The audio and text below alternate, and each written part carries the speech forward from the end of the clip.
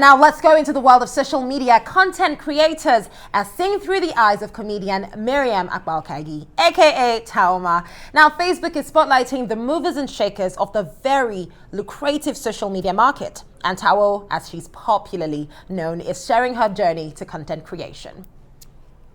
Media has evolved over the last few years. Once a place that was often flooded with low-quality pictures and basic family videos, social media has now become a hub for content creators around the globe.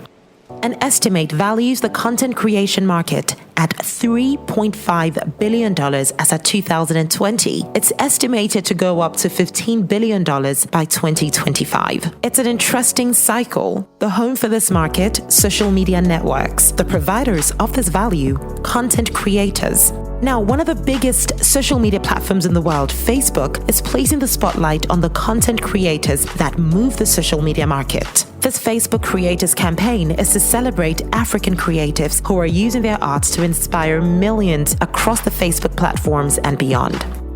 In this piece, we meet Miriam Akbalkagi, popularly known as Taaooma, a comedian known for her hilarious skits and her highly relatable characters.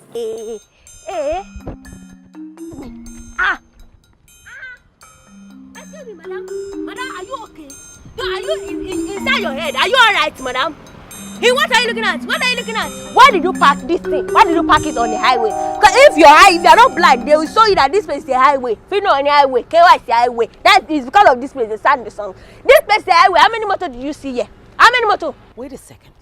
You hit my car. You hit my car from behind. And you're talking gibberish? Oh, let me also change it for you. Let me speak it because I think it's because of the makeup that is making you think like I don't understand. Because you're driving Lexus, I'm driving Toyota. So Toyota is a Toyota together. Yeah, let me speak. Hello. What's going on? What's going on there? Thank you very much.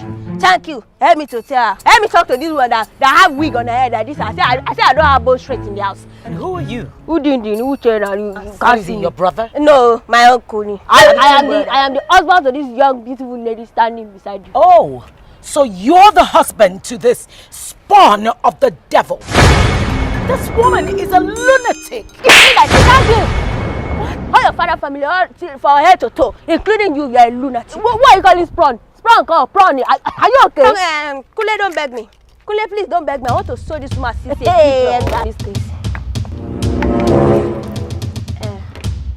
Sorry. All I pay with in here. What might be with it? Are you mad?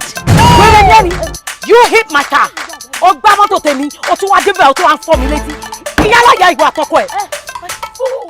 Hey, hi Miriam. It's so great to have you on Arise 360. A big deal what Facebook is doing. You know, a spotlight on you as a content creator and as everything, you know, that you are on social media. So walk us through your process of content creating. We all know you as the slapper. I'll put that out there on social media, you know, slaps, the mom, the different personas, all being one person. How did this all begin?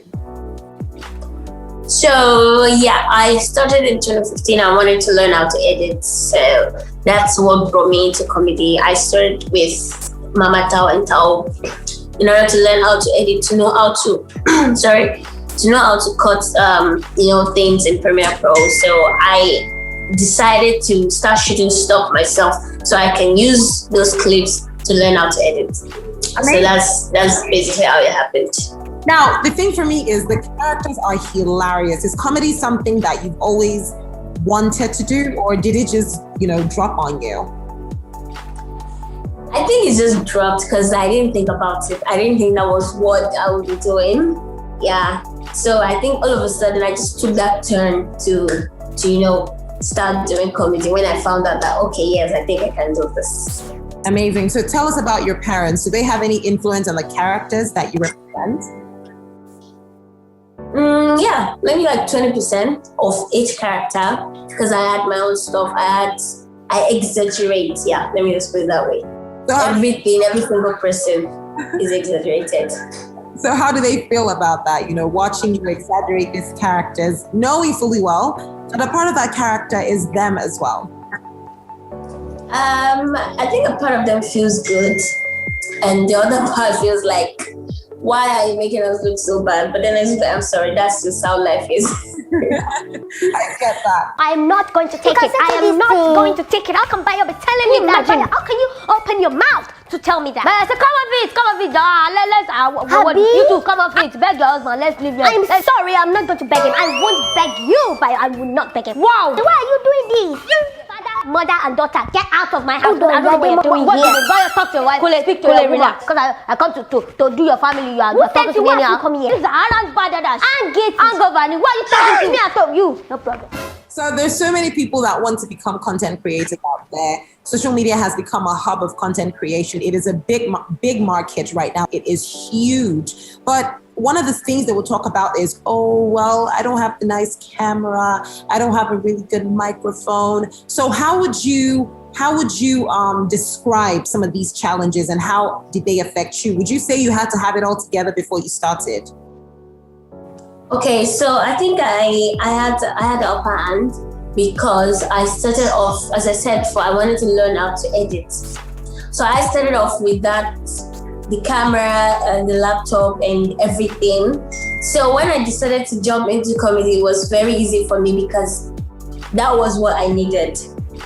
But then, as I always tell people, the content creation right now is very, very easy.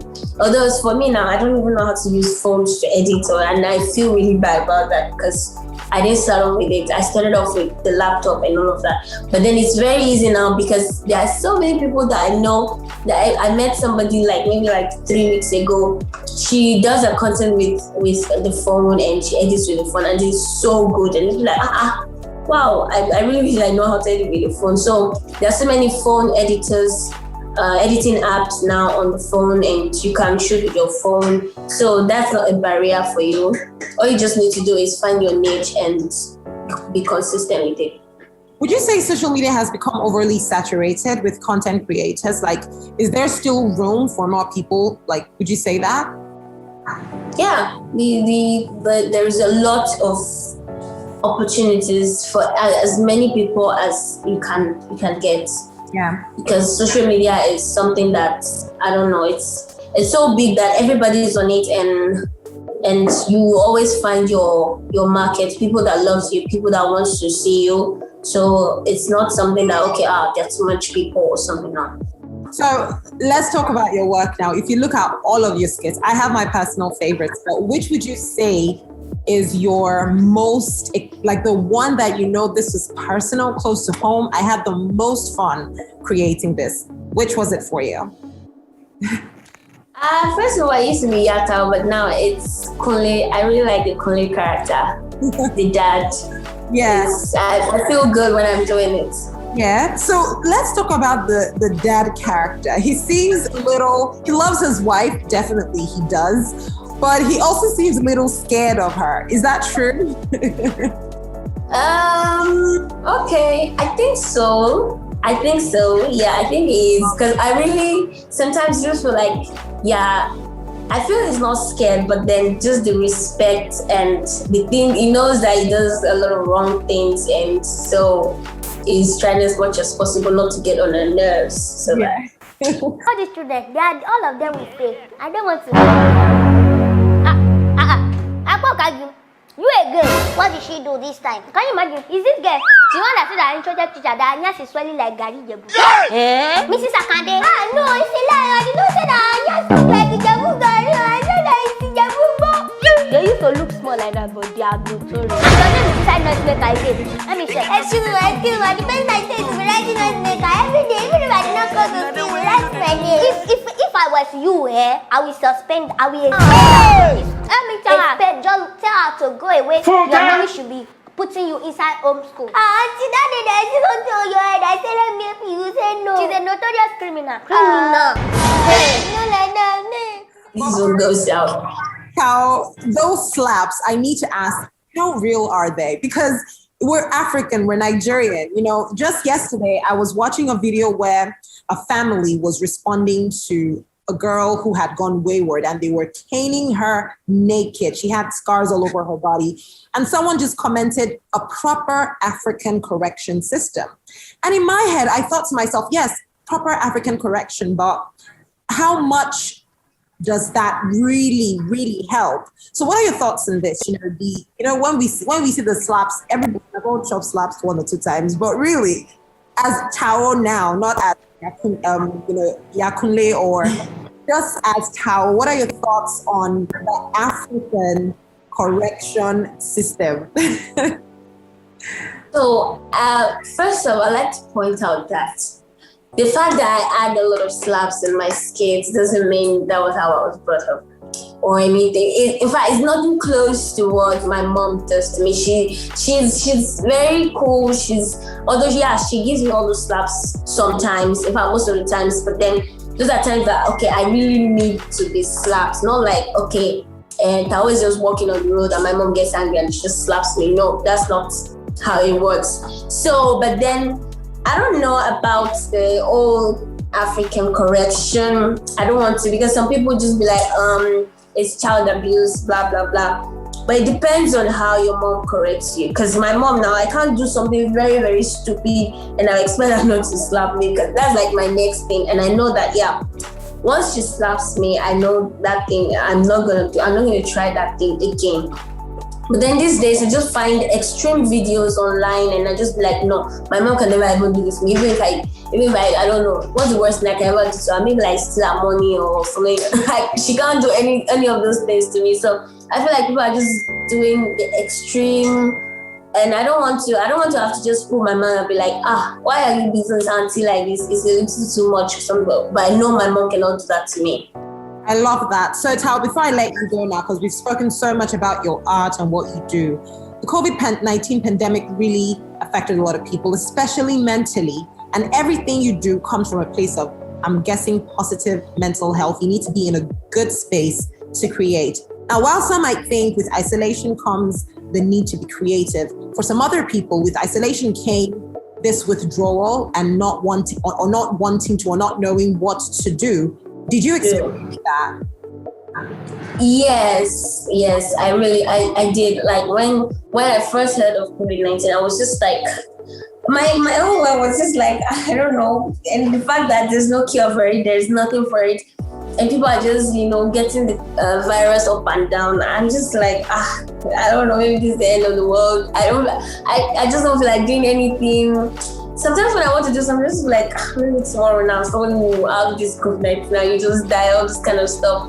But then later, when, everything started coming out, okay, cover your nose, don't touch your nose. When you want to cough, you dab and all of those things. And we start practicing those stuff. I just realized that, okay, we can actually contain this thing a little, even if there is no cure for it. And the fact that people are depending on me. Whenever I read the comments, at least when I drop skits, sometimes people are just like, oh, during this pandemic, you're the one keeping us going and all of that. So I have to try my best. Even if I don't feel like doing it, I have to try my best, because I know there are people that actually want to see me out there, and because of my skits, they feel a little alive and forget about the pandemic, even if it's just for 2 minutes, 3 minutes, and then come back to life. Amazing. Well, Tao, I'm going to have to let you go now. Thank you so much for talking to us here on Arise 360. And again, congratulations on being a spotlight for Facebook's content creators.